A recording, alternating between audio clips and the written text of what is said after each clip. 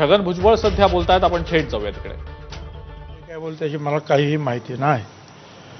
पण एक आहे मला हेच सांगायचं की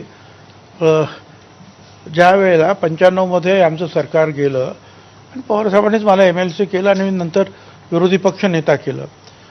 त्यावेळच्या ज्या 5 वर्षाच्या काळामध्ये विरोधी पक्ष नेता म्हणून मी जे काम केलं, विरोधी पक्ष नेता म्हणून शिवसेना BJP सरकारच्या विरोधात, ते इथपर्यंत की माझ्या घरावर जीवघेणा हल्ला झाला होता त्यावेळेला आणि मी वाचलो होतो.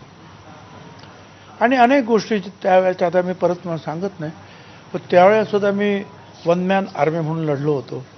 आणि त्यामुळे साहजिकच जर पक्ष फुटला नसता आणि काँग्रेस, म्हणजे आम्ही त्यावेळेला काँग्रेसमध्ये होतो, पवारसाहेबांनी आम्ही सगळे, तर माझी खात्री आहे 100% मुख्यमंत्री मीच झालो असतो. पण एवढंच नाही, पवारसाहेब ज्या वेळेला काँग्रेसमधून त्यांना बाहेर काढलं, पक्ष त्यावेळेला फुटला, त्यावेळेला सुद्धा मी पवारसाहेबांबरोबर न जाता काँग्रेसमध्येच थांबावं.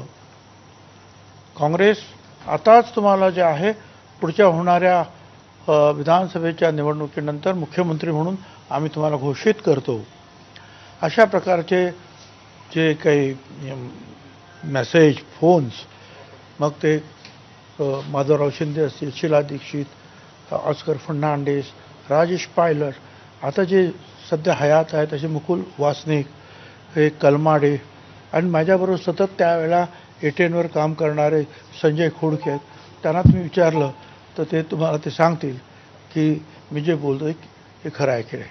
पण त्यावेळेला मी सांगितलं की ठीक आहे, मला तुम्ही म्हणताय, ते म्हणाले तुम्ही नुसते या दिल्लीला, मी मुख्यमंत्री म्हणून तुम्हाला आम्ही घोषित करतो.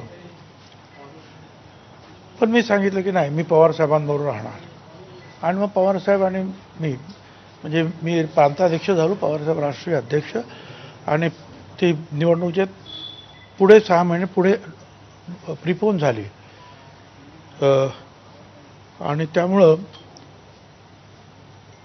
NCP जी पवारसाहेबांनी स्थापन केली होती, त्याच्या जिल्हा बॉड्यासुद्धा निर्माण झाल्या नव्हत्या. त्याच्यामुळे उमेदवार जाहीर करणं आणि ते सगळाच गोंधळ झाला होता. मी त्या प्रक्रियेमध्ये पूर्णपणे 100% होतो. आणि पवारसाहेबांकडे एक हेलिकॉप्टर, माझ्याकडे एक हेलिकॉप्टर, आम्ही असाच